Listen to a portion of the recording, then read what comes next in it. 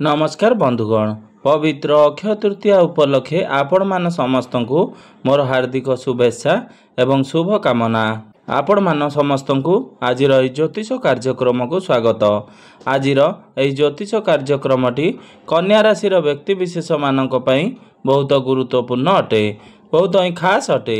कारण कन्या राशि व्यक्ति विशेष मानकर जीवन एही पवित्र अक्षय तृतीया परठारु संपूर्ण रूप से बदलिबाकु जाउअछि। कारण ग्रह नक्षत्र मानकर चलन रे गोटे बहुत बड़ परिवर्तन हेबा पई जाउछि, जहा फल रे आपनक जीवन रे जेउ दुख कष्ट एवं समस्यार अंत हेबा पई जाउअछि एवं पुनर्बार आपनक जीवन रे खुशी फेरिबाकु जाउअछि।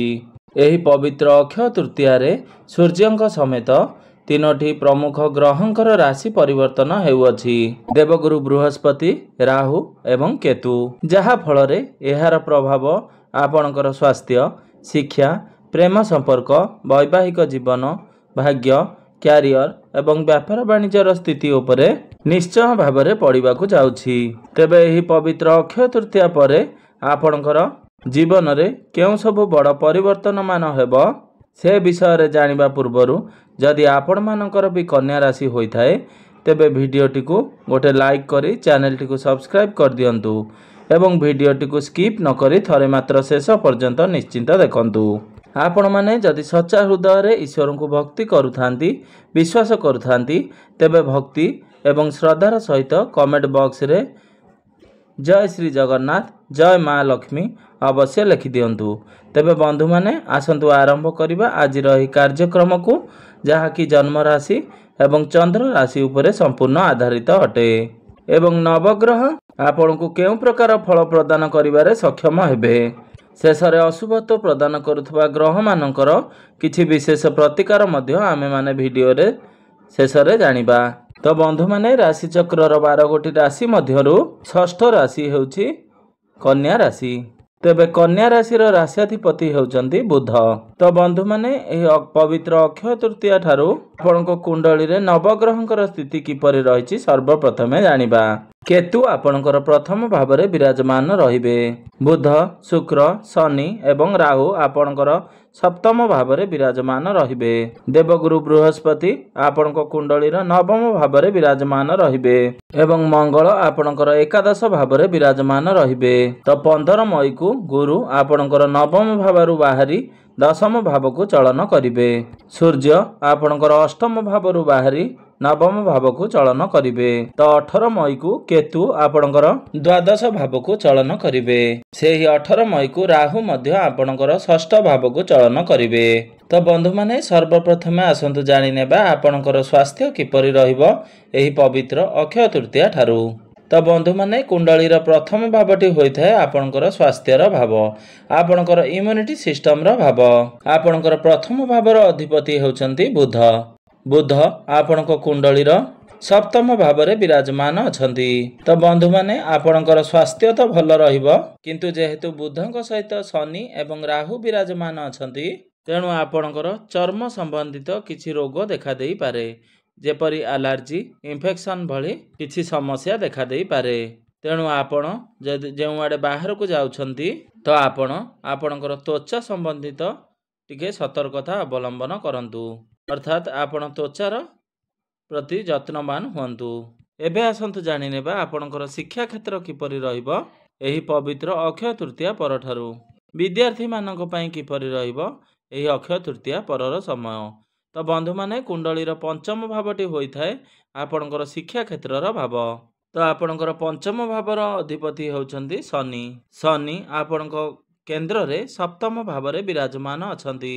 गुरु एवं मंगलंकर दृष्टि आपणकर पंचम भाव उपरे रहुअछि। तो बंधु माने पाठ पढ़ा तो आपणकर बहुत भल रहिबो, किंतु बेले बेले आपण निज इच्छा रे पाठ पढ़िबाकू चेष्टा करिवे एवं बेले बेले आपणकर पाठ पढ़ारे आदौ मन लागिबो नाही, जेहेतु शनि एवं राहु आपणकर सप्तम भाव रे एकत्र अछंती। विशेष करी 18 मई पर्यंत आपणकू एपरि समस्यार सम्मुखीन करिबाकू पड़ी पारे। तेबे 18 मई पर किंतु आपणकर पाठ पढ़ारे धीरे धीरे सुधार आसीबो एवं बहुत भल रहिबो, जेतेबेले राहु शनिक ठारू बाहरी जिबे ଏବଂ ଆପଣଙ୍କର ଷଷ୍ଠ ଭାବକୁ ଚଳନ କରିବେ। ସେତେବେଳେ ଆପଣଙ୍କର ପାଠପଢ଼ାର ସ୍ଥିତି ବହୁତ ଭଲ ରହିବ। ଏପରିକି ଆପଣ ଯଦି କୌଣସି କମ୍ପିଟିସନ୍ ବା କମ୍ପିଟେଟିଭ୍ ଏକ୍ଜାମରେ ପାର୍ଟିସିପେଟ୍ କରନ୍ତି ତ ସେଥିରେ ମଧ୍ୟ ଆପଣ ସଫଳତା ଲାଭ କରିବାର ବହୁତ ଅଧିକ ସମ୍ଭାବନା ବନୁଅଛି। ତ 18 ମଇ ପରେ ଆପଣ ଯଦି କୌଣସି କମ୍ପିଟିସନରେ ପାର୍ଟିସିପେଟ୍ କରନ୍ତି ସେ ସମୟ ମଧ୍ୟ ଆପଣଙ୍କ ପାଇଁ ବହୁତ ଶୁଭଦାୟକ ହେବ। ତ 18 ମଇ ପରେ ଯଦି ଆପଣଙ୍କର କୌଣସି ଏକ୍ଜାମ ରହିଛି ତ ଏକ୍ଜାମ ମଧ୍ୟ ଆପଣଙ୍କ ପାଇଁ ବହୁତ ଭଲ ରହିବ। ଏହି ସମୟରେ ଆପଣ ଯଦି କୌଣସି ଆଡମିସନ୍ କିମ୍ବା ଫର୍ମ ଫିଲ୍ଅପ୍ କରିବାକୁ ଚାହୁଁଛନ୍ତି ତ ସେଥିପାଇଁ 18 ମଇର ପରର ସମୟ ଆପଣଙ୍କ ପାଇଁ ସର୍ବୋତ୍ତମ ରହିବ। ଏବେ ଆସନ୍ତୁ ଜାଣିନେବା ଆପଣଙ୍କର ପ୍ରେମ ଜୀବନ କିପରି ରହିବ ଏହି ପବିତ୍ର ଅକ୍ଷୟ ତୃତୀୟା ଠାରୁ। ତ ବନ୍ଧୁମାନେ, କୁଣ୍ଡଳୀର ପଞ୍ଚମ ଭାବଟି ଶିକ୍ଷାର ଭାବ ହେବା ସହିତ ପଞ୍ଚମ ଭାବଟି ହୋଇଥାଏ ଆପଣଙ୍କର ପ୍ରେମ ଜୀବନର ଭାବ, ଆପଣଙ୍କର ସନ୍ତାନ ସନ୍ତତିର ଭାବ। ତ ଆପଣଙ୍କର ପଞ୍ଚମ ଭାବର ଅଧିପତି ହେଉଛନ୍ତି ଶନି। ତ ଶନି ଆପଣଙ୍କର ସପ୍ତମ ଭାବରେ ବିରାଜମାନ ଅଛନ୍ତି ଏବଂ ଆପଣଙ୍କର ପ୍ରଥମ ଭାବର ଅଧିପତି ବୁଧ ମଧ୍ୟ ଆପଣଙ୍କର ସପ୍ତମ ଭାବରେ ଶନିଙ୍କ ସହିତ ବିରାଜମାନ ଅଛନ୍ତି, ଯାହା ଫଳରେ ଆପଣଙ୍କର ପ୍ରେମ ଜୀବନ ଏହି ପବିତ୍ର ଅକ୍ଷୟ ତୃତୀୟା ପରେ ବହୁତ ଭଲ ରହିବ। ତ ରାହୁ ଯେହେତୁ ଶନି ଏବଂ ବୁଧଙ୍କ ସହିତ ବିରାଜମାନ ଅଛନ୍ତି, ତେଣୁ ଆପଣଙ୍କ ମଧ୍ୟରେ ସବୁକିଛି ଠିକ୍ ଠାକ୍ ଥିଲେ ମଧ୍ୟ ଛୋଟ ଛୋଟ କଥାକୁ ନେଇ କିଛି କାରଣ ନଥିବ, ମାତ୍ର କଳି ଝଗଡ଼ା ଭଳି ପରିସ୍ଥିତି ସୃଷ୍ଟି ହୋଇପାରେ ବା ଯୁକ୍ତିତର୍କ ହୋଇପାରେ। ତେବେ ଏହି ସମସ୍ୟା 18 ମଇ ପର୍ଯ୍ୟନ୍ତ ରହିବ। ତ 18 ମଇ ପରେ ଏସବୁ ସମସ୍ୟା ଆସ୍ତେ ଆସ୍ତେ ଦୂର ହୋଇଯିବ। ଏସବୁର କିଛି ପ୍ରଭାବ ମଧ୍ୟ ଆପଣଙ୍କର ପ୍ରେମ ଜୀବନ ଉପରେ ପଡ଼ିବ ନାହିଁ। ତ ମୋଟାମୋଟି ଭାବରେ ଦେଖିବାକୁ ଗଲେ ଆପଣଙ୍କର ପ୍ରେମ ଜୀବନ ଏହି ପବିତ୍ର ଅକ୍ଷୟ ତୃତୀୟା ପରେ ବହୁତ ଖାସ୍ ରହୁଛି। ଏବେ ଆସନ୍ତୁ ଜାଣିନେବା ଆପଣଙ୍କର ବୈବାହିକ ଜୀବନ କିପରି ରହିବ ଏହି ପବିତ୍ର ଅକ୍ଷୟ ତୃତୀୟା ପରଠାରୁ। ତ ବନ୍ଧୁମାନେ, କୁଣ୍ଡଳୀର ସପ୍ତମ ଭାବଟି ହୋଇଥାଏ ଆପଣଙ୍କର ବୈବାହିକ ଜୀବନର ଭାବ, ଆପଣଙ୍କର ଜୀବନ ସାଥୀଙ୍କର ଭାବ। ତ ଆପଣଙ୍କର ସପ୍ତମ ଭାବର ଅଧିପତି ହେଉଛନ୍ତି ଦେବଗୁରୁ ବୃହସ୍ପତି। ଦେବଗୁରୁ ବୃହସ୍ପତି ଆପଣଙ୍କ କୁଣ୍ଡଳୀର ନବମ ଭାବରେ ତଥା ଭାଗ୍ୟ ଭାବରେ ବିରାଜମାନ ଅଛନ୍ତି। ତ 15 ମଇକୁ ଗୁରୁ ଆପଣଙ୍କର ଦଶମ ଭାବକୁ ଚଳନ କରିବେ। ଗୁରୁ ସେଠାରେ ପୁରା 1 ବର୍ଷ ପର୍ଯ୍ୟନ୍ତ ସେହି ଦଶମ ଭାବରେ ହିଁ ବିରାଜମାନ ରହିବେ। ତ ଆପଣଙ୍କର ସପ୍ତମ ଭାବରେ ବିରାଜମାନ ଅଛନ୍ତି ବୁଧ, ଶୁକ୍ର, ଶନି ଏବଂ ରାହୁ। ତ ଯଦି ବୈବାହିକ ଜୀବନ କଥା ହେବା ତ ଆପଣଙ୍କର ଜୀବନ ସାଥୀ ତାଙ୍କ କ୍ୟାରିୟରକୁ ନେଇ ଟିକେ ଅଧିକ ବିଜି ରହିପାରନ୍ତି ଏବଂ ତାଙ୍କର କ୍ୟାରିୟରକୁ ନେଇ କିଛି ନୂତନ ପ୍ଲାନିଂ କରିପାରନ୍ତି ଏବଂ 18 ମଇ ପର୍ଯ୍ୟନ୍ତ ଏମିତି ବି ଦେଖା ଦେଇପାରେ ଯେପରି ସେ ଅନ୍ୟ କାହାର କଥାକୁ ନେଇ କିଛି ଭୁଲ ଡିସିସନ୍ ନେଇପାରନ୍ତି। ସେ ଛୋଟ ଛୋଟ କଥାକୁ ନେଇ ରାଗି ଯାଇପାରନ୍ତି, ତାଙ୍କ ମନରେ ଡାଉଟ୍ସ ଏବଂ ଶଙ୍କା ମଧ୍ୟ କ୍ରିଏଟ୍ ହୋଇପାରେ। ତ ଏସବୁର ସେତେଟା କିଛି ପ୍ରଭାବ ଆପଣଙ୍କର ବୈବାହିକ ଜୀବନ ଉପରେ ପଡ଼ିବ ନାହିଁ, ଯେହେତୁ ଆପଣଙ୍କର ସପ୍ତମ ଭାବର ଅଧିପତି ପ୍ରଥମେ ତ୍ରିକୋଣରେ ବିରାଜମାନ ଅଛନ୍ତି ଏବଂ ତାପରେ ଆପଣଙ୍କର କେନ୍ଦ୍ରକୁ ଚଳନ କରିବେ। ତ ଗୁରୁଙ୍କର ସ୍ଥିତି ବହୁତ ଭଲ ରହୁଛି, ତେଣୁ ଆପଣଙ୍କର ବୈବାହିକ ଜୀବନଟି ସୁଖମୟ ରହିବ। ଏବେ ଆସନ୍ତୁ ଜାଣିନେବା ସବୁଠାରୁ ମହତ୍ତ୍ୱପୂର୍ଣ୍ଣ ବିଷୟବସ୍ତୁ ଆପଣଙ୍କର ଭାଗ୍ୟ, କ୍ୟାରିୟର ଏବଂ ବ୍ୟାପାର ବାଣିଜ୍ୟର ସ୍ଥିତି କିପରି ରହିବ ଏହି ପବିତ୍ର ଅକ୍ଷୟ ତୃତୀୟା ପରଠାରୁ। ତ ବନ୍ଧୁମାନେ, କୁଣ୍ଡଳୀର ନବମ ଭାବଟି ହୋଇଥାଏ ଆପଣଙ୍କର ଭାଗ୍ୟର ଭାବ ଏବଂ ଦଶମ ଭାବଟି ହୋଇଥାଏ ଆପଣଙ୍କର କ୍ୟାରିୟର ତଥା କାର୍ଯ୍ୟକ୍ଷେତ୍ରର ଭାବ। ତ ସପ୍ତମ ଭାବଟି ହୋଇଥାଏ ଆପଣଙ୍କର ବ୍ୟାପାର ବାଣିଜ୍ୟର ଭାବ। ତ ଆପଣଙ୍କର ଭାଗ୍ୟ ଭାବର ଅଧିପତି ହେଉଛନ୍ତି ଶୁକ୍ର। ତ ଶୁକ୍ର ଆପଣଙ୍କର ସପ୍ତମ ଭାବରେ ବିରାଜମାନ ଅଛନ୍ତି। ଶୁକ୍ର ଆପଣଙ୍କର ସପ୍ତମ ଭାବରେ ଉଚ୍ଚସ୍ଥ ଅଛନ୍ତି, ଯାହା ଫଳରେ ଆପଣଙ୍କୁ ଆପଣଙ୍କର ଭାଗ୍ୟର ପୂର୍ଣ୍ଣ ମାତ୍ରାରେ ସାଥ ମିଳିବ। ତ ଏହି ପବିତ୍ର ଅକ୍ଷୟ ତୃତୀୟା ପରେ ଯଦି ଆପଣ କୌଣସି ବଡ଼ ଇନଭେଷ୍ଟମେଣ୍ଟ ବା କୌଣସି ବଡ଼ କାର୍ଯ୍ୟର ଆରମ୍ଭ କରୁଛନ୍ତି ବା କିଛି ବଡ଼ ଜିନିଷ କ୍ରୟ କରିବାକୁ ଚାହୁଁଛନ୍ତି, ଆପଣଙ୍କର କୌଣସି ମିଟିଂ କିମ୍ବା ଡିଲ୍ ରହିଛି ବା ଆପଣ କୌଣସି ବଡ଼ ଇନଭେଷ୍ଟମେଣ୍ଟ କରିବାକୁ ଚାହୁଁଛନ୍ତି, ତ ଆପଣଙ୍କୁ ପ୍ରତ୍ୟେକଟି କ୍ଷେତ୍ରରେ ତ ଆପଣଙ୍କୁ ନିଶ୍ଚିନ୍ତ ଭାବରେ ସଫଳତା ପ୍ରାପ୍ତି ହେବ। ଏବଂ ଯଦି ଆପଣ କିଛି ଶୁଭ ମାଙ୍ଗଳିକ କାର୍ଯ୍ୟର ଆୟୋଜନ କରିବାକୁ ଚାହୁଁଛନ୍ତି ତ ତାହା ମଧ୍ୟ ଆପଣ ନିର୍ଦ୍ୱନ୍ଦ୍ୱରେ କରିପାରିବେ। ବିଶେଷ କରି 18 ମଇ ପରେ ଆପଣଙ୍କୁ ଆପଣଙ୍କର ଭାଗ୍ୟର ସାଥ ମିଳିବ। ତ ଏହି ଅକ୍ଷୟ ତୃତୀୟା ପରେ ଆପଣଙ୍କ ପାଇଁ ସମୟ ଆହୁରି ଅଧିକ ଭଲ ରହିବ।